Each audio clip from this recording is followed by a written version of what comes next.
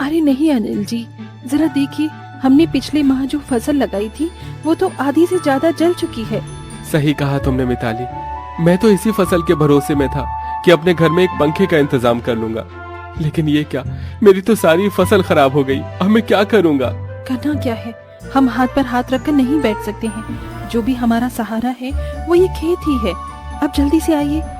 मिताली और अनिल दोनों ही अपने सूखे हुए खेत में दोबारा काम करने लगे। हालांकि आधी से ज्यादा फसल जल चुकी थी, लेकिन गरीब परिवार हार मानने वालों में से नहीं था।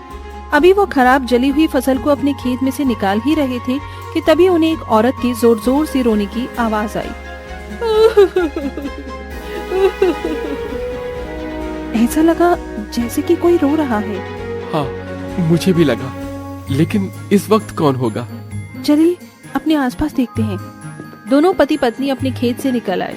खेत से बाहर सड़क पर उन्होंने देखा कि उनके ही जैसा एक गरीब परिवार, जिसमें एक बुढ़िया थी और दो पति पत्नी, एक छोटे बच्चे को लेकर जा रहे थे, और उनमें उस बच्चे की माँ थी जो कि रो रही थी।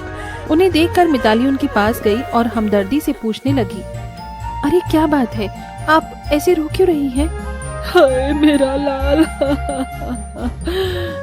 बस बस।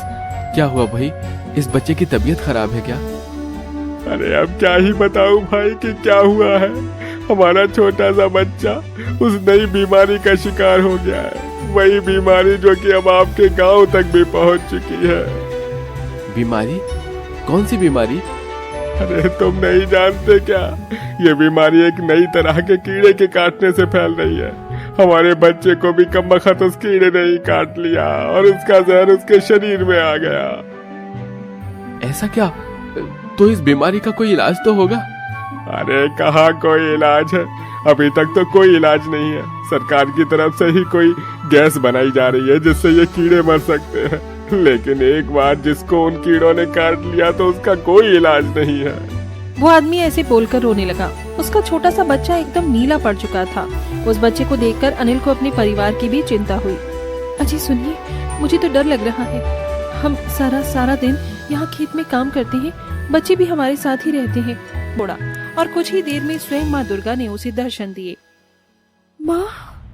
मिताली, लो मैं आ गई। तुमने मुझे बुलाया था ना? मैं जानती हूँ कि तुम्हारी घर में क्या परेशानी है।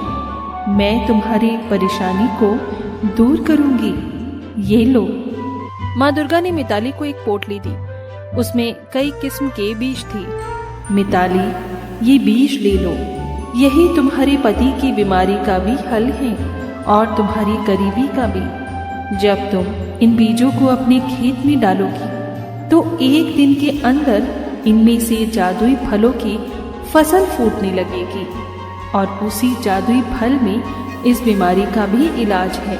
तुम उससे दूसरों की भी मदद करना और अपने हालात भी बदल लेना। ऐसे बोलकर दुर्गा माता वहां से गायब हो गई और मिताली ने अपने खेत में वो जादुई बीज बो दिए। फिर क्या था, जैसा माँ दुर्गा ने कहा था, एक दिन में ही खेत में फसल फूट गई और 2 दिनों के अंदर अंदर पूरा खेत 5 अलग अलग फलों जैसे कि तरबूज, नींबू, आम, जामुन और लीची से भर गया। वो देखने में बड़ा ही प्यारा लग रहा था। उस खेत में ये अलग अलग रंगों के फल चमक रहे थे और बहुत सुंदर भी लग रहे थे। अरे वाह, मेरा पचरंगा खेत। माँ दुर्गा ने कहा था कि इसी में उस बीमारी का इलाज है। मिताली ने अपने खेत से वो फल तोड़ लिए और उनका रस अपने बीमार पति के मुंह में डाला। रस मुंह में पड़ते ही अनिल के शरीर का रंग बदलने लगा और वो ठीक हो गया। अनिल जी।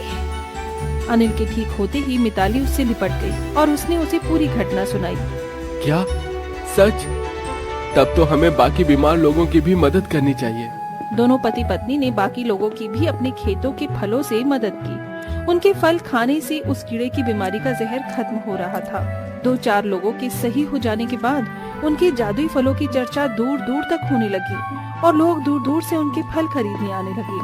वो शिवानी को ये तो पता था कि सास उसे ये कहती है, लेकिन वो ये बात चाची सास से भी कह देंगे, वो शिवानी नहीं जानती थी। हाँ चाची, किसी में कुछ अच्छाई होती है तो किसी में कुछ। कई बहुएं जिंदी नहीं होती, लेकिन कुछ ज्यादा ही तेज होता है। अब आपकी बहू नेहा को ही देख लीजिए, माँ जी बता रही थी कि अरे बस बस बहू, बस। नहीं नहीं, क्या बस? अरे क्या बात करते रहते हो तुम लोग मेरी बहू नेहा के बारे में, जरा बताओ तो। अरे वो पूरा काम करती है, बैठे बैठे नाश्ता खाना सब देती है, तेरी तरह नहीं। मम्मी जी सब्जी काट दो, हमें आने में रात को देर हो जाएगी मम्मी जी। शिवानी को गुस्सा तो बहुत आता है, लेकिन वो कुछ नहीं कहती। चाची सास के जाने के बाद शिवानी तैयार होकर पार्क में वॉक को निकल जाती है। वो सास को कुछ नहीं पूछती, ना ही आने के बाद साथ में बैठकर चाय पीती है और ना ही अब सब्जी काटने देती। कितना बुरा लग रहा है, शिवानी नाराज हो गई है। पहले तो शिवानी कितने अच्छे से बात करती, हंसती रहती और हमेशा मेरे साथ बैठी रहती थी। वहीं शिवानी अभी से कहती है, यार तुम्हारी माँ के लिए ना जितना भी कर दो कम है। चाची सास को कह रही थी शिवानी कामकाज पे ढीली है, लो अब कर रही हूँ सारा काम, बस हाँ बात नहीं करूंगी, देखते हैं क्या करती है अब। वहीं सास बेटे से कहती है, अरे पता नहीं तेरी बीवी को क्या हो गया है, न बोलती है न कोई बात करती है, ना ही अब मुझे वॉक पर ले जाती है। बेटा माँ वो तो तेरा पूरा ख्याल रख रही थी, लेकिन लगता है चाची ने उसे कुछ कहा है तेरे बारे में। उसे लगता है कि तू उसकी बुराई करती है। तभी वहाँ शिवानी आ जाती है। लगता नहीं करती है ये मेरी बुराई। अरे सब लोग परफेक्ट नहीं होते। मम्मी जी ये बताइए, आपने जब उनकी बहू नेहा की जरा सी बात की तो कैसे भड़क गई चाची कि मेरी नेहा के बारे में कोई कुछ नहीं कहेगा? बोलिए। माँ आप तो जानती हो ना कि वो कितनी तेज है। दादी ने भी उन्हें घर से निकाल दिया था। और आपको क्या लगता है कि नेहा भाभी से उनकी पटती है? अरे तभी तो घूम घूम कर रिश्तेदारों के घर पर रहती है। हाँ बेटा ये तो तू ठीक कह रहा है। वैसे मैंने शिवानी के लिए ये कहा था कि काम धीरे करती है लेकिन अच्छा करती है। ये बात तो चाची ने बताई ही नहीं, उल्टा बात का बतंगड़ कर गई। माँ दुनिया यही चाहती है, खासकर रिश्तेदार किसी की सास को भड़का देते हैं तो किसी की बहू को। अरे बर्दाश्त ही नहीं होता कि सास बहू माँ बेटी की तरह रहे। अरे बेटा मैं क्या जानूं कि किसके मन में क्या है।